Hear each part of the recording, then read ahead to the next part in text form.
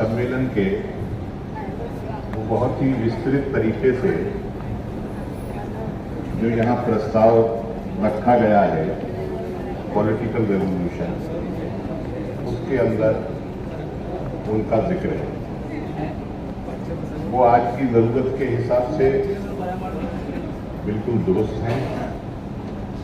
उनसे असहमति रखने का या उसमें कुछ सुधार या संशोधन प्रस्तुत करने का कोई प्रश्न ही पैदा नहीं होता है।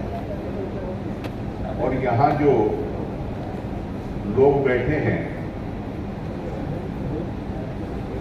उनके बारे में भी मेरा नजरिया साफ है। वो कोई पकड़ के यहाँ बुलाए गए लोग हैं नहीं।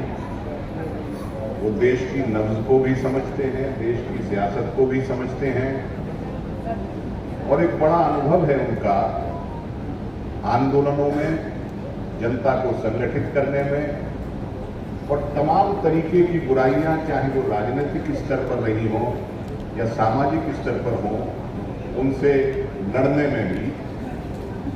इसलिए इस सम्मेलन के अंदर कोई आपको कोई भी वक्ता, मैं अपने बारे में तो कह ही सकता हूं लेकिन बाकियों के बारे में भी कह सकता हूं कि यहाँ बैठे हुए साथियों को कोई सबक दे पाएगा या कोई सीख दे पाएगा, ऐसी जरूरत करने की हिम्मत मेरे ख्याल से किसी भी वक्ता की या मेहमान की यहाँ नहीं होगी। आप सब जानकार लोग हैं। दो तीन बातें आपसे कहना चाहूंगा। अभी कॉमरेड सीताराम याचुरी ने जब मेरा नाम लिया तो उन्होंने मुझे कॉमरेड जावेद कह करके संबोधित किया और फिर दूसरे ही क्षण, हालांकि लाइटर मोड में ये बात कही गई थी, उन्होंने कहा सॉरी मैंने कॉमरेड कह दिया। अब कॉमरेड शब्द पर जो मोनोपोली है वो भाई सीताराम याचुरी की और डी राजा की पार्टी की या भट्टाचार्य जी की पार्टी की हो गई है, जबकि कॉमरेड का शाब्दिक अर्थ भी यहाँ बैठे हुए सभी लोग जानते हैं। साथी होता है। कोई मना नहीं करेंगे। सीताराम याचुरी ने सॉरी कहा, सॉरी मैंने आपको कॉमरेड कह दिया। हम सब कॉमरेड हैं जो संघर्षों में साथ रहते हैं, जो बदलाव की बात करते हैं, जो लड़ाई लड़ते हैं, जो आपस में भाईचारे की बात करते हैं, वो सब कॉमरेड हैं। और मेरा तो राजनीति की शुरुआत ही डी राजा के कार्यकर्ता के रूप में हुई है। मैं तो इनका रंग रूप हूं, भले ही मैं समाजवादी पार्टी में हूं। और मेरा मानना यह भी है, आज की परिस्थितियों से अलग हटकर के बात मैं कह रहा हूं कि अगर कम्युनिस्ट आंदोलन का और समाजवादी आंदोलन का संघ जैसा हुआ होता तो फिर हिंदुस्तान की तस्वीर ही दूसरी होती। आज जिस काम के लिए हम बहुत चिंतित हैं, शायद वो स्थिति हमें देखनी नहीं पड़ती। खैर, आज वो विषय नहीं है।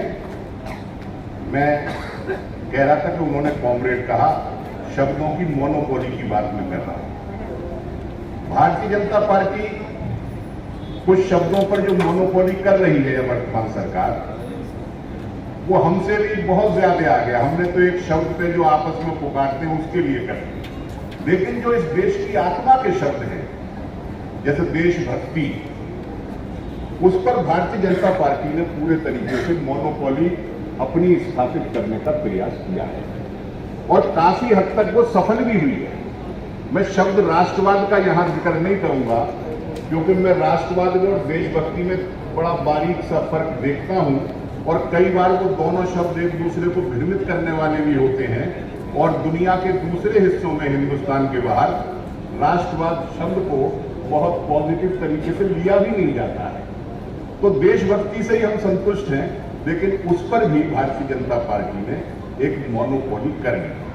हमारा, आपका, सब लोगों का, सब साथियों का ये कर्तव्य बनता है कि जो झूठी मोनोपोली भारतीय जनता पार्टी ने देशभक्ति शब्द पर की है, उसको तोड़ना है और उसकी असली पोल खोलना है। ये काम हमारे वरिष्ठ नेता दिग्विजय सिंह जी यहाँ बैठे हैं, समय समय पर बखूबी करते हैं, लेकिन हम संगठित रूप से इकट्ठे होकर के जब भारतीय जनता पार्टी के मुकाबले खड़े होंगे तो मेरे ख्याल से सफलता हमें बहुत और अच्छे तरीके से मिलेगी। मैं बहुत कम समय लूंगा आपका, 2-3 बातें कहूंगा। राजनीति के अंदर एक चीज होती है पोजीशन और एक चीज होती है एक्शन। पिछले कुछ वर्षों में मैं 10-20 साल भी कह सकता हूं कि राजनीतिक दल पोजीशंस तो लेते रहे और सही पोजीशंस भी लेते रहे हैं, लेकिन उन पोजीशंस को आगे बढ़ाने के लिए जो एक्शन होना चाहिए वो लगभग सभी राजनीतिक दलों के पार्ट पर ये कमजोरी रही है, ऐसा मुझे लगता है। और यहां जो लोग बैठे हैं, यहां जो स्टफ है इस हॉल के अंदर, मैं समझता हूं कि एक्शन के मामले में आपने राजनीतिक दलों को भी, स्थापित राजनीतिक दलों को भी माफ कर दिया है। और पिछला जो किसान आंदोलन चला था पिछले वर्ष, वो इस बात का उदाहरण है। बहुत लंबे अरसे में, मैं तो कह सकता हूं शायद मेरे होश में, मैं सन 80 से राजनीतिक कार्यकर्ता हूं, शायद मेरे होश में पहली बार सरकार किसी आंदोलन से बुरी तरह हारी थी। कहते रहे, अकड़ते रहे और तरह तरह के इल्जाम उन आंदोलनकारियों पर लगाते रहे। उस समूह पर जो किसान वर्ग कहिए या समुदाय कहिए, उन पर लगाते रहे, लेकिन आखिरकार अंजाम वही हुआ जो मांग किसानों की थी और किसान आंदोलन का लक्ष्य था। वो लक्ष्य को प्राप्त करने में वो आंदोलन सफल हुआ। तो मैं कहता हूं कि पोजीशंस और एक्शंस का जो तालमेल होगा तो मेरे ख्याल से बेहतर रास्ता निकलेगा। यहां आप लोग इकट्ठे हुए हैं, आपने हम लोगों को भी बुलाया है, इंडिया जीतेगा नारा भी दिया है, तो ये इस बात का सबूत है कि अब भारत के अंदर पोजीशन लेने वालों का और एक्शन लेने वालों का तालमेल आगे बढ़ रहा है, इसलिए ये देश भी बदलेगा। संचालक महोदय ने मुझे एक जिम्मेदारी और दे दी थी, मैं जल्दी से उसे भी निभा देता हूं कि उत्तर प्रदेश में अपनी पार्टी की रणनीति के बारे में मैं आपको बताऊंगा। तो वो तो खैर बहुत विस्तार से बताना संभव नहीं है, लेकिन इतना जरूर है कि रणनीति ये है कि हम सब आपस में मिलकर भारतीय जनता पार्टी को 80 की 80 सीटों पर हराने का प्रयास करेंगे। उसके लिए जो भी रणनीति बनेगी उसमें हमारी पार्टी कोई संकोच नहीं करेगी। ये शब्द आप मुझसे यहां से लेकर के जा सकते हैं। और दूसरी आखिरी बात मैं ये कहूंगा कि जो मीडिया में प्रचार होता है, उस प्रचार को खैर आप लोग नहीं करते, लेकिन बाहर जो लोग हैं जो बदलाव चाहते हैं, मैं उनसे भी कहना चाहूंगा आपके माध्यम से कि उस प्रचार को बहुत ज्यादा सब्सक्राइब करने की जरूरत भी नहीं है। मिसाल के तौर पर दिग्विजय सिंह जी को मैं थोड़ा सा ध्यान करने के लिए कहना चाहूंगा। उत्तर प्रदेश में कांग्रेस पार्टी के अध्यक्ष ने एक बयान दे दिया कि हम 80 की 80 सीटों पर तैयारी करेंगे। ऐसा ही कुछ हुआ था दिल्ली के अंदर। आम आदमी पार्टी का और कांग्रेस का एक विवाद चला। कांग्रेस के कुछ साथियों ने बयान दे दिए कि हम 7 की 7 सीटों पर तैयारी करेंगे। मीडिया ले उड़ा, फूट पड़ गई, वो 80 की 80 लड़ेंगे। यहां कुछ मीडिया के साथी भी हैं, मैं उनसे कहना चाहता हूं, तैयारी करने में और लड़ने में बड़ा फर्क होता है। और जब हम गठबंधन में होते हैं तो हम 80 की 80 पर तैयारी करेंगे। जहां कांग्रेस लड़ेगी वहां मेरी तैयारी कांग्रेस के काम आएगी।